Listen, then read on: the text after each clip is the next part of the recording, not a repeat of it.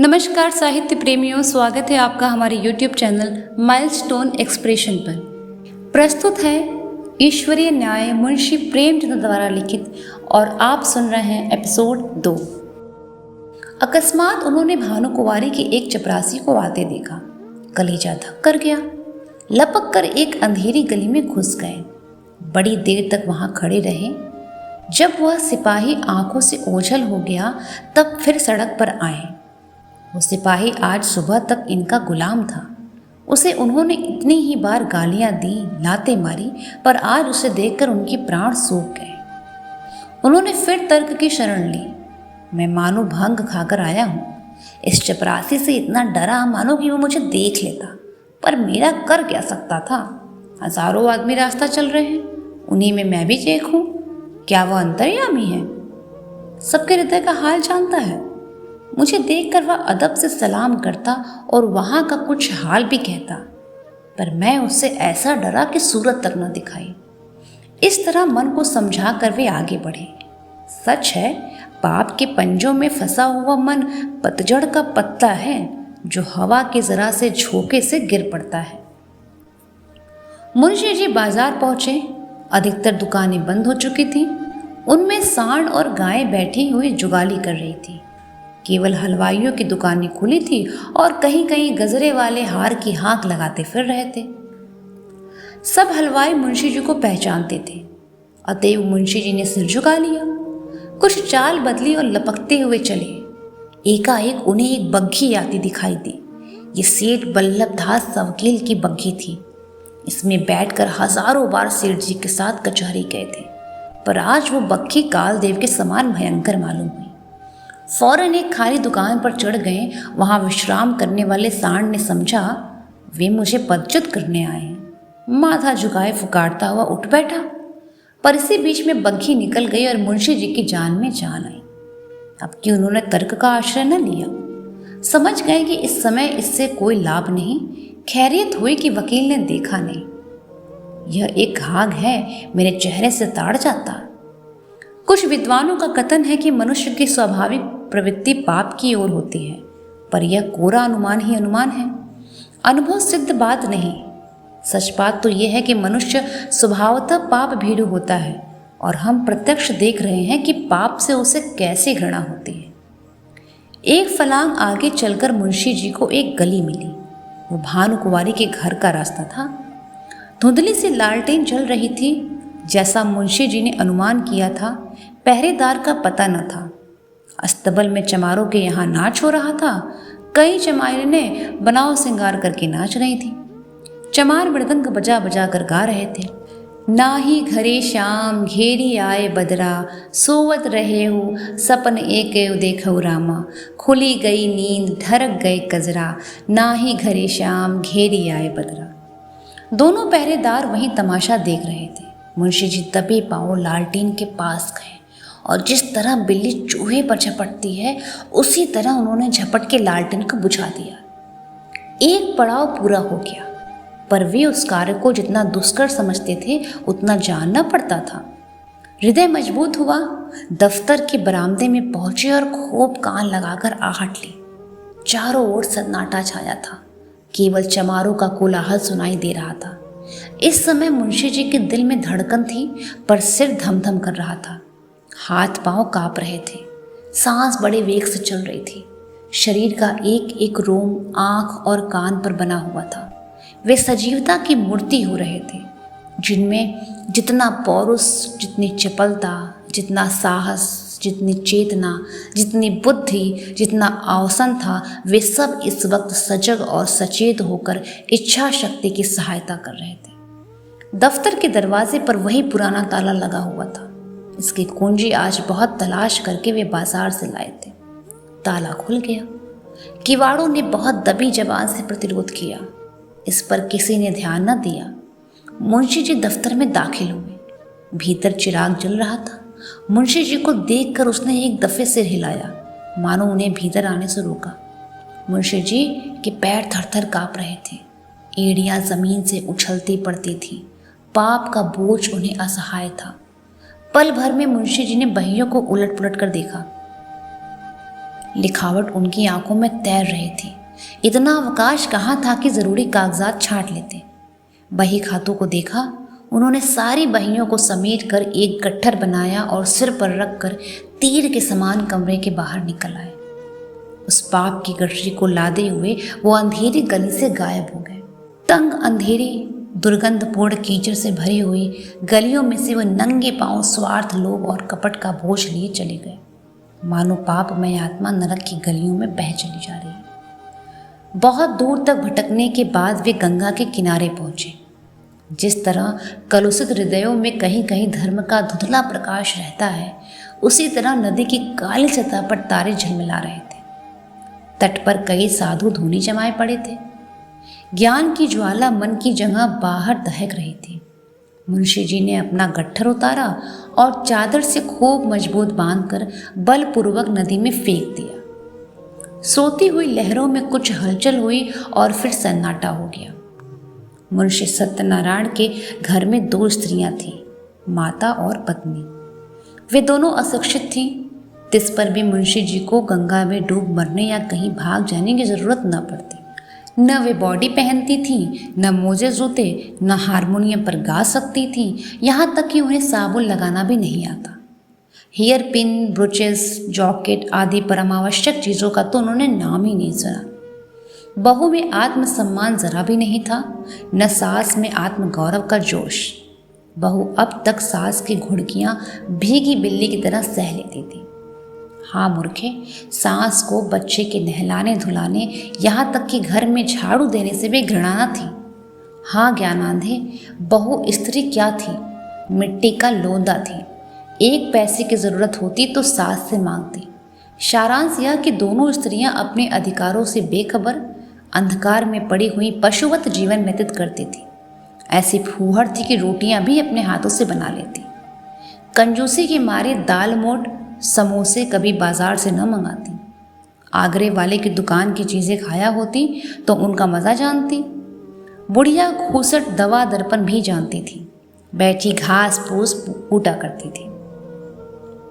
मुंशी जी ने माँ के पास जाकर कहा, अम्मा अब क्या होगा? भानु कुंवारी ने मुझे जवाब दे दिया। माता ने घबरा कर कहा, जवाब दे दिया? मुंशी, हाँ बिल्कुल बेकसूर। माता, क्या बात हुई? भानु कुंवारी का मिजाज तो ऐसा ना था। मुंशी जी, बात कुछ न थी। मैंने अपने नाम से जो गांव लिया था उसे मैंने अपने अधिकार में कर लिया। कल मुझसे और उनसे साफ साफ बातें हुई। मैंने कह दिया कि गांव मेरा है, मैंने अपने नाम से लिया है, उसमें तुम्हारा कोई इजारा नहीं। बस बिगड़ गई, जो मुँह में आया बकती गई। उसी वक्त मुझे निकाल दिया और धमका कर कहा, मैं तुमसे लड़कर अपना गांव ले लूँगी। अब आज ही उनकी तरफ से मेरे ऊपर मुकदमा दायर होगा, मगर इससे होता क्या है? गांव मेरा है, उस पर मेरा कब्जा है। 1 नहीं 1000 मुकदमे चलाएं, डिग्री मेरी होगी।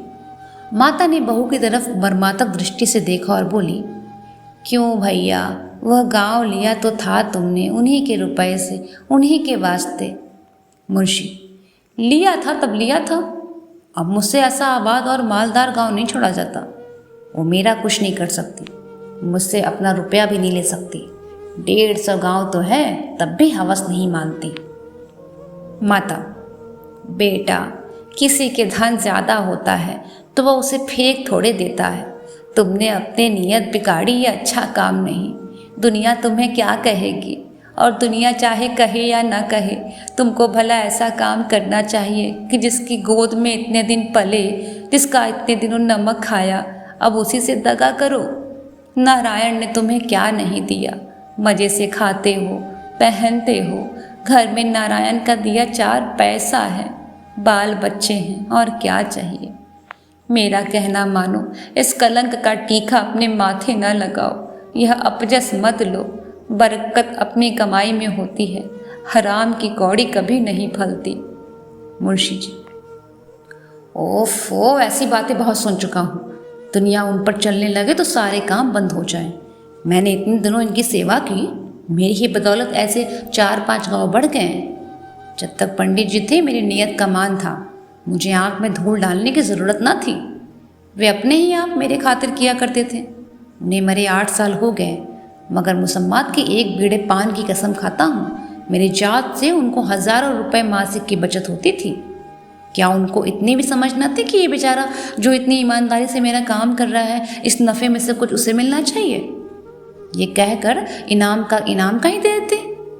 किसी तरह से तो दो, मगर दो। मगर वे तो समझती थी कि मैंने इसे 20 रुपये महीने पर मोल ले लिया है। मैंने 8 साल तक काम किया, अब क्या इसी 20 रुपये में गुलामी करता रहूं और अपने बच्चों को दूसरों का मुंह ताकने के लिए छोड़ दूं? अब मुझे यह अवसर मिला, इसे क्यों छोड़ूं? जिम्मेदारी की लालसा लिए हुए क्यों मरूं? जब तक जीऊंगा खुद खाऊंगा। मेरे पीछे बच्चे मर गए तो कौन उनका देखेगा? माता की आंखों में आंसू भर आए। बोली, बेटा, मैंने तुम्हारे मुंह से ऐसी बातें कभी नहीं सुनी। तुम्हें क्या हो गया? तुम्हारे आगे बाल बच्चे हैं, आग में हाथ न डालो।